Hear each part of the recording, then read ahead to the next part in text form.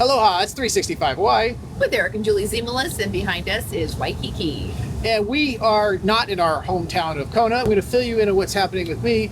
As you know, you guys have been following my skin cancer journey. Well, it's sort of progressed and changed, and I've been diagnosed with a type of leukemia called CLL. So we are here as a first-time visit to see what can be done about it. We're going to give you guys a personal journey, because obviously if you're watching this, we have a lot of people who actually care about us.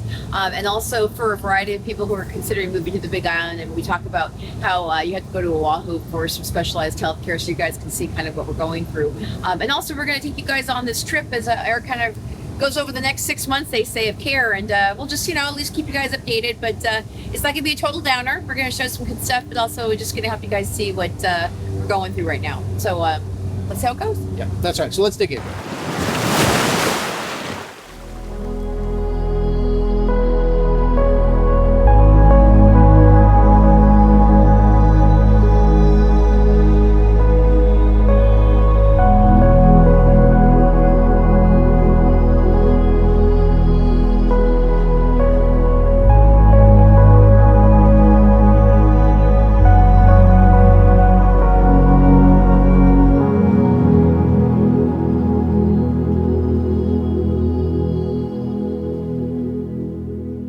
We are behind us is Honolulu and Waikiki, and the reason why we're out here is we are going to tell you a little bit about kind of what's going on. The last time we talked, you guys, it was kind of a somber occasion at our house, and we talked to you about some skin cancer Eric was dealing with. But now we've got something else going on. So Eric, why don't we talk about how did what's going on right now actually attach itself to the skin cancer you've been dealing with? All right. Okay. So, as you guys have been watching me, I've had a few things on my face over the last 6 months or a year. And so you guys are going to laugh. I go to the Mohs surgeon, and I am the youngest guy there by at least 10 years, if not 15 or 20. I mean, they shouldn't see guys that are as young as I in this place. Because everybody's older. They're kind of looking at me. They're like, what's wrong? And I didn't spend my entire childhood out in the sun. I was not a surfer. I didn't like the sun. It was kind of one of those things. So I was trying to figure out what was going on. And it was right at that time that my doctor was saying, hey, you've got some higher white blood cells, and you've got this. Why don't you take another blood test?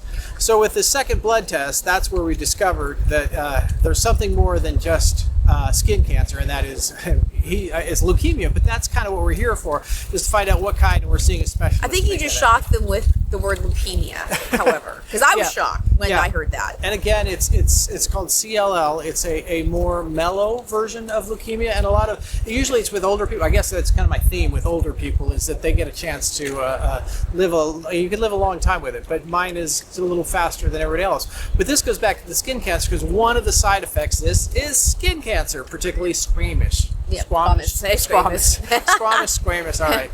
Whatever it's called it sucks. But so I'll tell you guys too, though, that about a year and a half ago, Eric caught like 5 bouts of COVID in the course of a year, and I'm like, you know what, your immune system sucks, buddy. Okay, maybe it wasn't quite 5, and it wasn't quite a year. It was a little farther than that. Okay, so over the course of since COVID became a thing, you've had 6 times.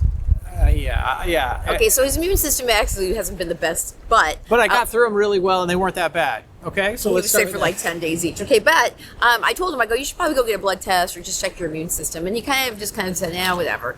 And then he got the skin cancer, and he got skin cancer. And I had to say that between you also having exhaustion and fatigue for at least the last 6 months, I'll tell you guys, if you know us, you always say, oh my God, Julie, watching you on Facebook exhausts me. Oh my God, your whole experience of you and Eric always running around exhausting.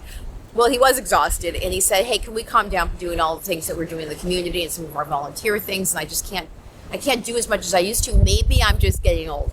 I'm like, maybe not. And so the one thing that's nice about this leukemia diagnosis is now there's a reason why all this is happening. Yeah, we know. And there's an end game. So beautifully. I mean, and so I haven't got all the treatment potentials, but that's why he's here. That's why we're here. But there are some pills you can take, some different things to make it so it's not quite so, we're not doing chemotherapy or anything weird like that. So that hopefully that's good. And there's an end point where you theoretically can calm this thing down so you feel better, maybe treat it, maybe it goes into remission, whatever the case may be. But at least we're better than we are today, is what I'm saying. Yeah. So we heard 6 months. But I was also looking, and they said well, maybe 12. So we're going for let's hope for 6 months, right? Yeah. That when we're talking to you guys sometime in August, that Eric is the picture of health, and that we're out, doing more and more stuff as he recovers through this. And so tomorrow, what's tomorrow?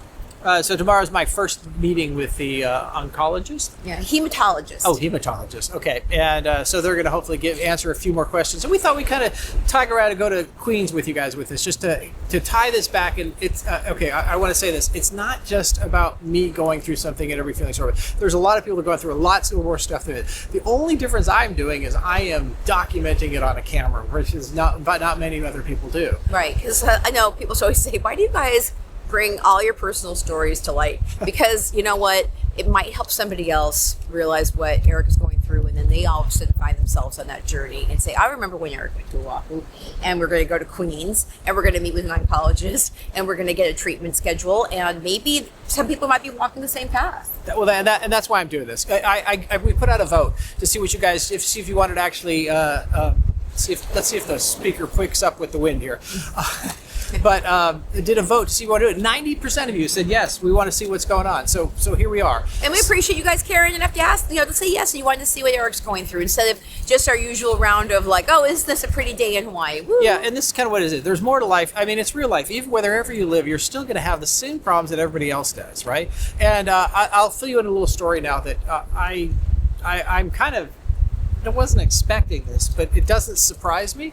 I grew up in Sunnyvale, California, and that was the heart of in the 70s during the Silicon Valley starting, and there was semiconductors, and they were dumping chemicals into the ground at that time. Actually, they weren't dumping them; their tanks were leaking. And how many did you read? There's 25 companies that had leaking tanks that poisoned the groundwater in Silicon Valley. So if you guys ever hear of a Superfund site when you're buying houses in Silicon Valley, it's because they had some contamination near those plants.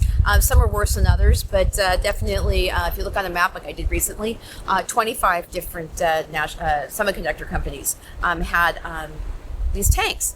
And Right. You guys, seriously, this is like one of those things where Aaron Brockovich brought this to light and was able to sue a bunch of people, but this has taken so long that there's no coming back from this. They spent millions and millions of dollars in cleaning it up and like good faith. They cleaned it up, but the damage has been done. The damage is done. But tell them about your people who live in your in my court, there was a court with 8 houses, and we had 10 incidences of cancer, and I think 6 or 7 deaths out of that. And his mom died of brain cancer. My mom died of brain cancer shortly thereafter, and it's one of those things that after knowing this, I was worried that it would, affect me later in life, and here it is later in life. Yeah, so, and our doctor actually said, we told him what that story was in Eric's background. He's like, I can guarantee you that's probably exactly what it's causing. And supposedly leukemia is caused by particularly chemical poisoning is what it was. Yeah. And it just, it's taken, 40 years to get there, right?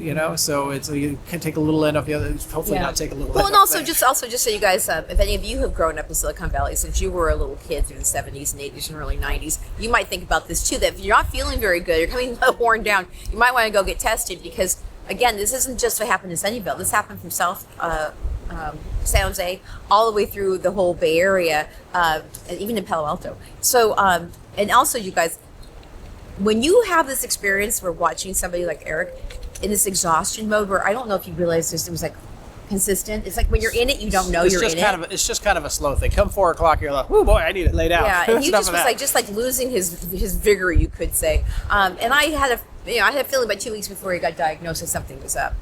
So go with your gut too, you guys. If you find something might be up, we don't want to make this sound like, oh gosh, totally somber, but there's a level of like, this is going to affect our lives for the next 6 months. And just kind of, you guys are going to get a chance to kind of like be at the forefront. We're telling you guys, and we're going to get the treatment hopefully tomorrow, and we'll be able to tell you more. But for today, that's why we're here today. We came a little early so that we can actually enjoy ourselves. Yeah. Right, while he's still feeling good, and while we have an opportunity just to kind of like just get out and see a beautiful beach and see the sun. And even though there's a storm cloud coming in, the sun's coming out, which kind of signifies our lives. Yes, it does.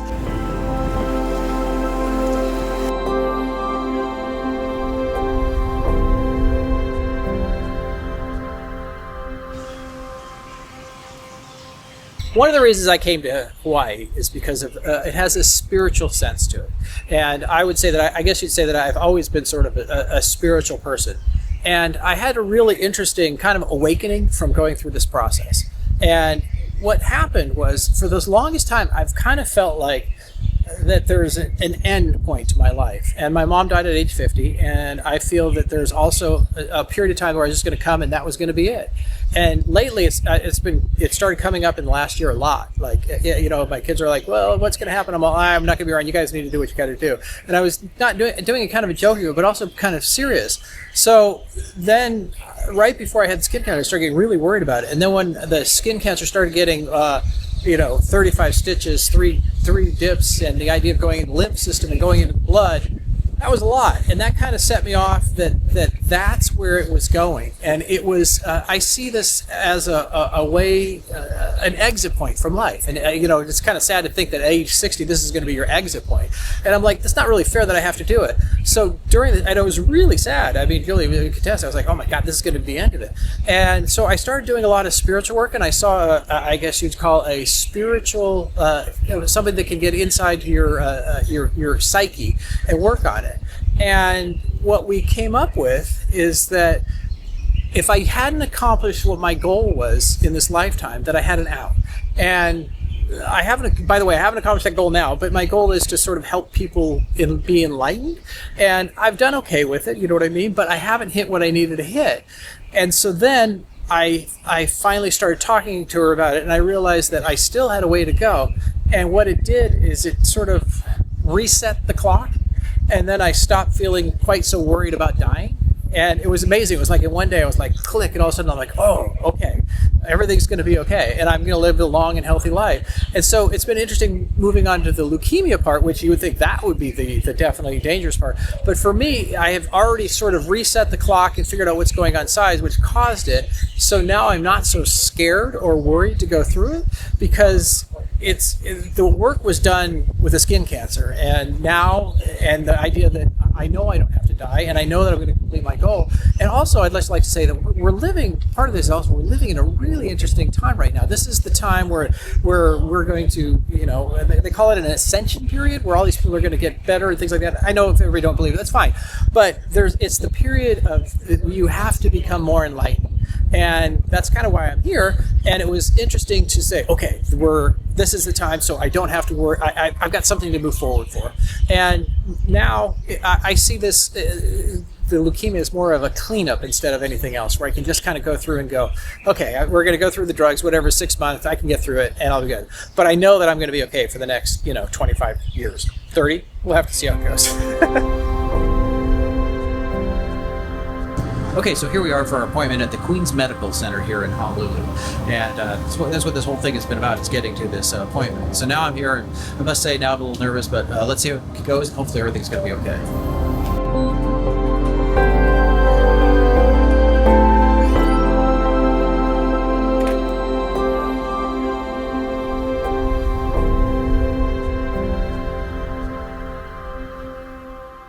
So here we are back at our house back in Kona.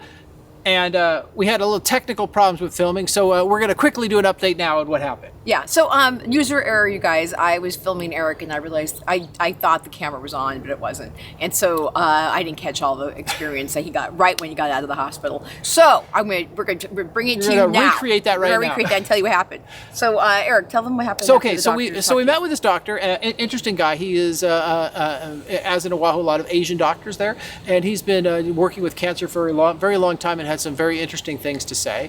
And he was telling me that with the signs and the symptoms I have, it's at a beginning stages of it. It's not leukemia. Of leukemia. It's CLL leukemia. He did diagnose it, and so there are different layers, and it kind of gets worse as you go on. And sometimes it can be a slow transition, and sometimes it can be a fast transition. So at this point, he wants to keep an eye on it, which is I'm okay with that. That was definitely a great diagnosis for me. Watch right? and wait. Watch and wait. But that I still got to be a little careful, because one of the things that this CLL does is it also people get more aggressive skin cancer because of it.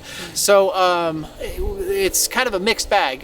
The good news is that I don't have to go on a treatment right now, but the bad news is one day I might, and it might be a big deal. And he also let us know that the good news is that they're going to be doing any chemotherapy, which is a great one, because they've got drugs these days. So Right. what Well, have you heard about those drugs? Yeah, the drugs. You know, you guys, it's insane. And actually, we found out quite a few people know people who have leukemia, and I was shocked to find out that some of these drugs are $15,000 to $30,000 a month. And so we're just like, you know, what the heck is going on with healthcare in America when that can happen? But the other thing is that Eric is being kind of downplayed on this one is that leukemia is happening because your white blood cell count goes up because it's basically fighting something. Right. And the cells that are basically not leaving his body like they should are ending up in his spleen. That's why people with leukemia have enlarged spleens. And also it's basically an immunity disorder where not only can you get more skin cancer, but he's also susceptible to pneumonia, COVID, all the stuff. And then also your fatigue experience is still happening. Yeah. So we're still not done. We still are believing that there's got to be some different things he can do. So we're looking right now. I got him on a smoothie every day with all the good stuff like turmeric, and we got spirulina and blueberries and all the good stuff. But we want to continue to look for more answers to try and get him 100% better. That's right. So we will kind of take you along because we've got some things that might be coming up with that. So Yep. we'll Because we live in Hawaii, modality central with different kinds of healthcare things that don't have to, not the AMA approved, right? Right. Yeah. So I thank you guys for coming with me. I know a lot of other people have issues like this, and my goal with this video is not really to say, oh my God, woe is me, oh is it horrible, or oh is okay, or whatever. I just want to be a videographer that shows you what it's like as a regular person to go through something like this. And you have your ups and you have your downs, and it's just kind of like all these. And sometimes you're up to fly to Oahu and then down landing into the other islands. But also one thing too that we want to let them know is the fact that you guys are going to be watching this with us. It's going to be kind of continuing. So it's not always going to be about Eric's healthcare and his thing. But you know what? When you guys were always constantly saying, "So what's up with Eric's face? What's wrong with Eric's skin?" We figured that being honest with you is helpful. And also, again, if you guys, are going through something tough, ask for prayers. Yeah, We had hundreds of people praying for Eric. I was surprised at how many people were how easy it was for people to say, let me send you some positive energy and some prayers to make things better. Right, and prayers are measurable, so good positive energy, always a good thing. So if you'll send some to him to keep his energy up, and we can keep moving forward, and pass that on to people who might be a little sick and looking for some hope. A little juju on them. That we say, Aloha. Aloha.